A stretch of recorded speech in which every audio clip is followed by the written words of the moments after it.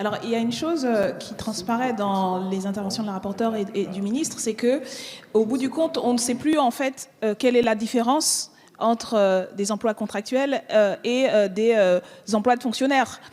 Vous prétendez que cet article 6 va permettre plus de transparence dans le recrutement et avec le maintien des principes d'égalité, etc., etc. Donc un encadrement sur lequel on pourrait être formellement d'accord. Mais donc dans ce cas, si on pose la logique jusqu'à son terme, quelle est la différence? Quelle serait la différence fondamentale entre des fonctionnaires et des contractuels? Et pourquoi on n'aurait pas des contractuels sur quasiment tout, puisque à partir du moment où c'est si bien encadré et que l'égalité est maintenue et que la transparence est faite et tout ça est bien cadré, quelle serait la différence? Et c'est là le cœur du désaccord que nous avons avec vous, avec votre majorité, c'est de considérer que finalement, le statut de fonctionnaire en soi, il n'a pas tellement de différence avec celui de droit privé. Quand on applique les choses de manière sérieuse, il y aurait de fait une équivalence. Et c'est le point de désaccord, je le redis, parce que si le statut de fonctionnaire a un certain nombre de garanties qui font fondamentalement la différence et qu'il faut maintenir, renforcer et développer. Moi, je ne crois pas compris. On peut discuter sur le périmètre et on sera certainement en désaccord avec les collègues de LR de considérer que c'est le périmètre strictement régalien où il faut maintenir le statut. Moi, je crois qu'aujourd'hui, y compris avec les nouvelles missions qu'on devrait donner à la fonction publique en termes de, par exemple, d'investissement dans la transition écologique, il faudrait renforcer et développer ce statut à beaucoup plus de secteurs. Mais fondamentalement, le statut, il garantit l'indépendance, il garantit la protection, il garantit le fait que ce soit dans le sens de l'intérêt général que les fonctionnaires agissent. Est-ce que ça veut dire que les personnes en statut de droit privé seraient moins guidés par de bons sentiments, de la bienveillance? Non, bien sûr, individuellement, ce n'est pas le cas. Et il y a des gens très bien qui font très bien leur travail. Mais la différence, c'est qu'on n'est pas lié de la même manière à un contrat individuel par rapport à un employeur qu'on l'est par le statut. Parce que oui, il y a un esprit de l'État et du service public qui est différent. Et c'est tout à fait normal et légitime. Et donc, voilà pourquoi nous sommes en désaccord avec cet article, parce qu'il d'une certaine manière trivialise le statut de fonctionnaire et développe, et c'est ce que vous avez dit, développe l'idée qu'en fait on pourrait avoir des contractuels sur beaucoup de secteurs et qu'il faut aujourd'hui aller dans ce sens-là. Nous sommes en désaccord. Et dernier point, monsieur le ministre, vous disiez il y a beaucoup de gens au statut contractuel qui nous regardent et qui pourraient penser qu'on met en cause leur investissement. Moi je sais et je connais, puisqu'on a été interpellé là-dessus, notamment par les syndicats qui ont dû vous en parler, qu'il y a beaucoup effectivement de personnel contractuel qui regardent et qui demandent et demandent depuis de nombreuses années à ce que leur statut soit renforcé et qu'ils sortent de la précarité qui est celle majoritairement des personnels en contractuel et qui soient y compris fonctionnalisés parce que ça leur donne plus de sécurité de l'emploi et ça leur donne plus de protection. Ces mêmes personnes sur le statut de contrat, aujourd'hui, dans l'éducation, dans la santé, etc., demandent plus de protection à travers le statut. Et donc, non, ce que vous faites là, ce n'est pas répondre à leurs demandes, c'est tout le contraire, et c'est remettre en cause le statut de fonctionnaire. Je souhaitais notamment réagir à l'intervention de notre collègue de la majorité qui défendait cet article, parce que j'étais au moins d'accord avec le tout début de son intervention quand il disait qu'on ne peut pas dire, pour justifier cet article et la volonté du gouvernement, qu'il y a un problème de compétence dans la fonction publique, parce que effectivement il y a des cadres et d'autres à tous les niveaux, dans toutes les catégories, de très haut niveau, très compétents, qui sont formés, qui passent un concours dont vous avez d'ailleurs souligné sont très haut niveau et qui sont formés et qui se forment en continu dans la fonction publique. Donc pourquoi est-ce qu'on veut avoir plus recours aux contractuels? Ce n'est pas une question de compétences. Est-ce que c'est une question de nouveaux besoins, mais dont on penserait que les besoins sont temporaires? Alors, faudrait les déterminer clairement. Vous avez pointé la question de la mobilité, mais la mobilité, elle est possible dans la fonction publique. Elle est suffisamment large, y compris pour que les passerelles existent. Alors, s'il y a des manques et des faiblesses à ce niveau-là, dans ce cas-là, discutons-en. Discutons de comment on rend les passerelles au sein de la fonction publique, parce qu'il y a quand même à peu près tous les métiers possibles et imaginables. Et il y a, comme je le disais, des champs nouveaux qui devraient être ouverts sur la fonction publique d'État, hospitalière, territoriale. Il y a de tout. La mobilité, elle est possible, elle doit être rendue plus facile.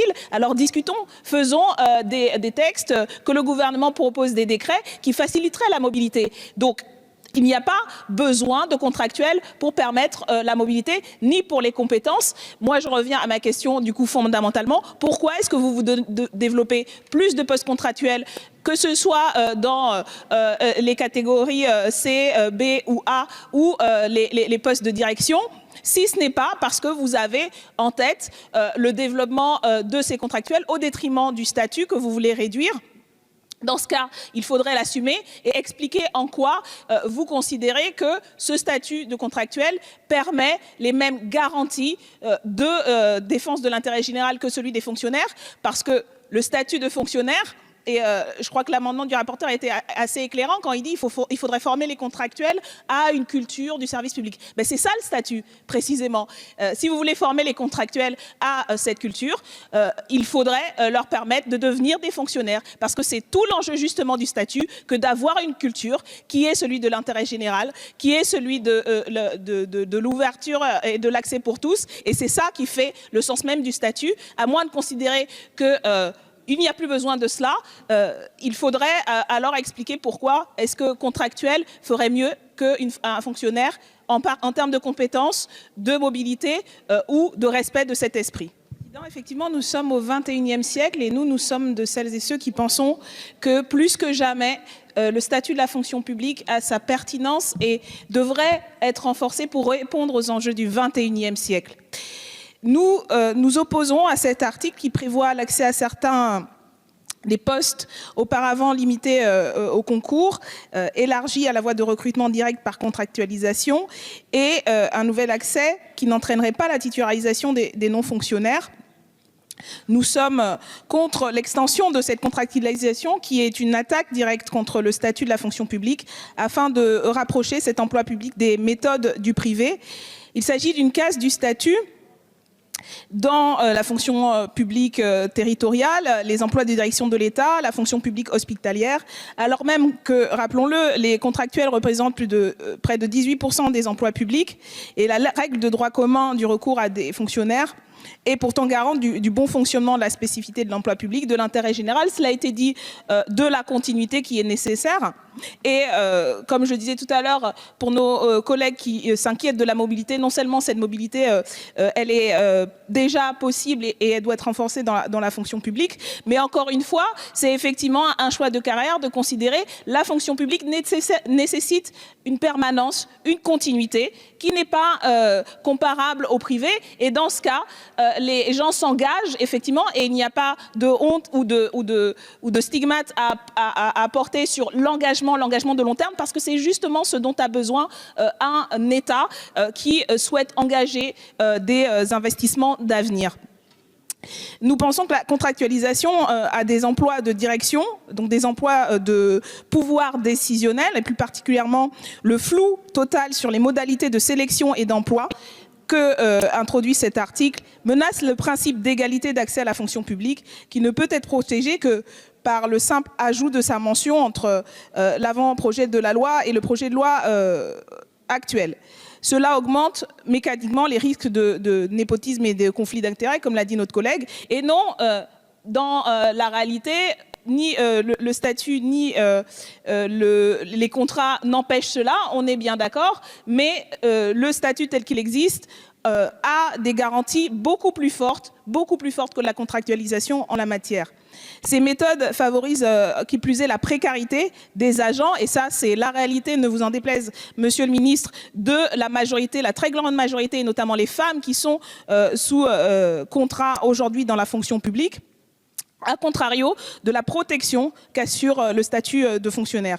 Selon les chiffres même du gouvernement, l'élargissement du recours au contrat concernerait 3 800 emplois pour l'État, 1522 à 2700 emplois pour la fonction publique territoriale et 365 pour la fonction publique hospitalière. Nous nous demandons, et c'est ce que j'interpellais là-dessus tout à l'heure, la ministre et la rapporteure, est-ce qu'on considère que le vivier actuel de fonctionnaires, plusieurs millions d'agents et agentes, ne peut occuper ces quelques milliers d'emplois? Si leur formation est défaillante, pourquoi ne proposons-nous pas une amélioration de cette formation? Et si c'est ce qui est proposé, alors du coup, le problème serait rapidement réglé.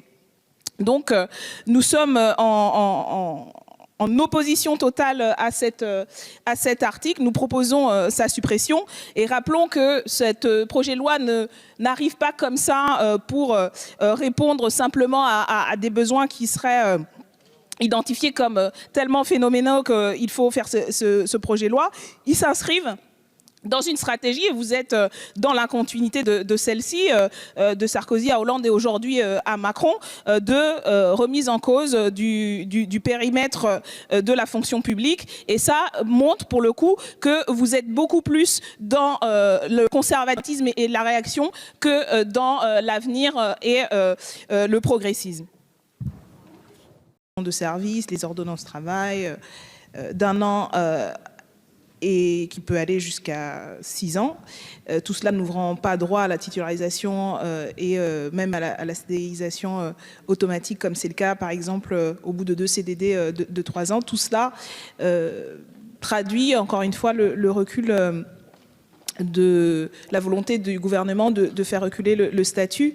Et j'entendais dans les débats la mise en avant de la nécessité pour des missions ponctuelles, des projets ponctuels de ce type de contrat. Et je me demandais, et c'est une vraie question à Monsieur le ministre, à la rapporteure, qu'est-ce qui, dans le statut, empêche des fonctionnaires de mener des missions limité, d'avoir des projets encadrés. Qu'est-ce qui empêche des fonctionnaires de faire précisément ce que vous prétendez que seules des personnes en contrat en contractuel ferait? Parce que du coup, sinon, on retombe dans l'idée que en fait, le statut, la fonction publique, c'est une espèce d'activité comme ça, où on ne sait pas être affecté à des tâches précises, ponctuelles ou limitées, où on serait dans une longue lignée jusqu'à la mort, dans une routine où les fonctionnaires ne seraient pas capables d'être affectés à telle ou telle tâche. C'est une vraie question. Peut-être que les députés de la majorité sauront y répondre, en donner des exemples précis, ce qui, dans le statut tel qu'il existe, dans l'ensemble des fonctions publiques, empêche de proposer et d'affecter tel ou tel fonctionnaire à des missions précises. Très rapidement, pour éviter ma question et ressolliciter le ministre, la rapporteure ou les députés de la majorité pour donner une explication, mais vraiment dans le fait, qu'est-ce qui empêcherait, qu'est-ce qui empêche aujourd'hui dans le statut, ça a été évoqué, le fait que des dérogations sont possibles pour avoir des contractuels sur des missions ponctuelles, mais dans le statut tel qu'il existe, dans l'ensemble des versants de la fonction publique, de pouvoir affecter des fonctionnaires ou dans le cadre de leur poste, de pouvoir accomplir des missions ponctuelles, même sur une très longue durée. Voilà, je pense que ce serait bien pour illustrer l'absolue nécessité d'avoir recours à ces CDD de projet. Je trouve que c'est encore une fois donner de la fonction publique et des fonctionnaires une image extrêmement caricaturale qui expliquerait qu'ils n'ont pas d'intérêt pour des projets ponctuels et ils n'auraient pas la capacité, y compris d'apporter leurs compétences qui répondraient à ces besoins ponctuels. Pour répondre, 2 exemples rapides. Premier, je veux construire un stade dans ma commune. Et donc, je passe tout un tas de procédures, marchés publics et autres. Mais dans mon service, dans mes services techniques, je n'ai pas la personne qui aura suffisamment de temps, puisque les autres sont déjà occupés sur d'autres choses, qui va pouvoir, je vais vous répondre, attendez, je vais vous répondre, et qui va pouvoir suivre le chantier, être présent, faire les réunions de chantier et autres. Et donc, ça, c'est une durée qui est connue dans le temps, la construction donc, de ce stade. Si je recrute un ingénieur qui est un ingénieur titulaire, j'ouvre un poste, je le recrute, je le paye. Quand le stade est fini, j'en fais quoi? J'en fais quoi de cet ingénieur qui est là? Et donc, comme il est titulaire dans les effectifs, je l'ai en surnombre, et le stade étant terminé, je n'ai plus de mission à lui confier. Et monsieur le député vient de dire, eh bien, puisque la mission est finie, on peut supprimer le poste. Effectivement, ça existe. Et donc, je vais lui dire, votre mission est terminée, je supprime votre mission, donc je supprime votre poste, je ferme votre poste, et il se retrouve sans mission. Et derrière, donc, on a ça. Je voudrais après vous dire, juste un dernier exemple, juste vous donner un dernier exemple. L'agence de l'eau finance des missions pendant 2 ans, 3 ans pour rénover des espaces naturels. Elle vous le finance pendant 2 ans ou 3 ans. Quand vous ouvrez un poste pour recruter un titulaire, puisque vous parlez de mobilité, vous avez les titulaires, ils arrivent, ce sont des ingénieurs souvent très pointus sur leur sujet, ils arrivent.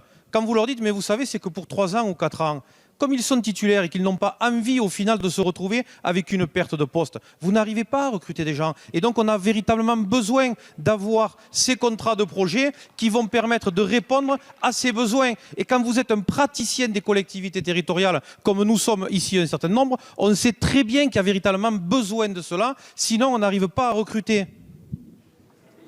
Ouais, c'est une petite question parce que est-ce à dire que ces contrats de projet ou le concept du projet est interdit aux titulaires? Parce que moi, mon ingénieur qui a construit, ils sont un certain nombre à avoir construit le très beau stade du Havre, ils ont eu un avenir après. Non mais ils ont eu un avenir, et y compris ceux dans ma commune où il y avait 9000 habitants. Quand le projet est terminé, ils sont au centre de gestion 76, et la compétence qu'ils ont acquis dans le suivi de chantier sur ma commune, ils peuvent à nouveau le mettre à disposition d'autres communes qui s'adressent au centre de gestion, comme moi je faisais quand j'avais besoin de compétences. Je m'adressais au centre de gestion et je demandais s'il n'y avait pas des fonctionnaires qui étaient disponibles pour faire le travail pour moi. Ben, je n'ai pas dit que c'était génial, mais ça fait partie des choses qui protègent les fonctionnaires, qui les rémunèrent et qui les mettent à disposition et où leurs compétences elles peuvent être utilisées dans toutes les communes. Rapidement, mais parce que je remercie le collègue d'avoir donné des exemples, parce que ça donne du contenu un peu concret au débat. C'est pas simplement une posture, mais dans ce que vous dites, chers collègues, je ne vois pas la contradiction, y compris à moins de considérer que les fonctionnaires n'auraient pas en tête, quand ils postulent pour un poste dont ils savent que c'est sur une durée précise, etc., l'anticipation pour savoir, y compris vers quel autre secteur, vers quel autre poste il pourrait évoluer. Et c'est là où on pourrait discuter de faciliter la mobilité, justement, au sein de la fonction publique. On pourrait discuter effectivement de ça. Et quand on s'engage et qu'on va vouloir recruter des fonctionnaires, sachant que c'est sur un projet défini, qu'on puisse anticiper la personne elle-même, mais le service puisse anticiper l'après. C'est pas comme si on avait absolument besoin de fonctionnaires, d'ingénieurs dans l'ensemble de la fonction publique que pendant 6 ans dans une ville et qu'après on ne construirait plus de stade ou autre ailleurs. Et donc oui, on pourrait discuter de la mobilité, de la gestion des fonctionnaires et de leur carrière de ce point de vue-là. Donc en soi, votre CDD là ne sert à rien de plus que ce qui est possible de faire dans la fonction publique. Merci pour vos exemples. Ils illustrent exactement le point que je voulais faire, étant qu'il n'y a pas besoin de cette précarisation-là. Travaillons sur la mobilité, travaillons sur l'attractivité, mais ne précarisons pas et ne remettons pas en cause le statut. Cet article 9 tend à étendre le recours aux contractuels dans la fonction publique d'État sur tous les emplois permanents des établissements publics, excepté dans le domaine de la recherche, sur les emplois de toutes les catégories et non plus la seule catégorie A comme actuellement, lorsque la nature des fonctions, les besoins des services le justifient. Il aligne les dispositions relatives aux contractuels des autorités administratives indépendantes et autorités publiques indépendantes sur celles de la fonction publique d'État et précarise encore plus les contractuels. Le recrutement pour ces emplois en CDI est impératif dans la loi actuelle. Il est indiqué que les agents occupant ces emplois sont recrutés par CDI. Cet article transforme cela en possibilité. Les agents occupant ces emplois peuvent être recrutés en CDI et l'exposé des motifs parle de nouvelles garanties pour les agents concernés, alors que cette modification semble bien pousser à la contractualisation par CDD. Nous estimons que c'est un article qui constitue une généralisation des dérogations à l'emploi des fonctionnaires, menaçant leur statut et promouvant des recours aux contrats, en particulier les contrats précaires. Nous sommes opposés à cela, comme l'ont dit plusieurs collègues. Ce recours aux contractuels dans la fonction publique d'État remet en cause le statut et les garanties pour l'intérêt général qu'il protège. Merci, Monsieur le Président.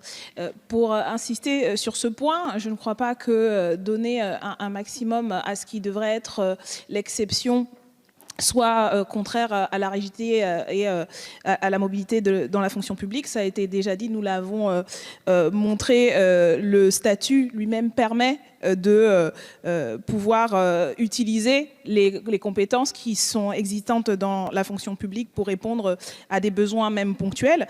Par ailleurs, de fait, il y a des chiffres qui circulent. Je voulais quand même rappeler ici le chiffre qui a échangé le gouvernement lors de l'avis sur l'avant-projet de loi devant le Conseil d'État. Selon leurs hypothèses, l'application du projet de loi mènerait à terme jusqu'à 40% de contractuels dans toute la fonction publique.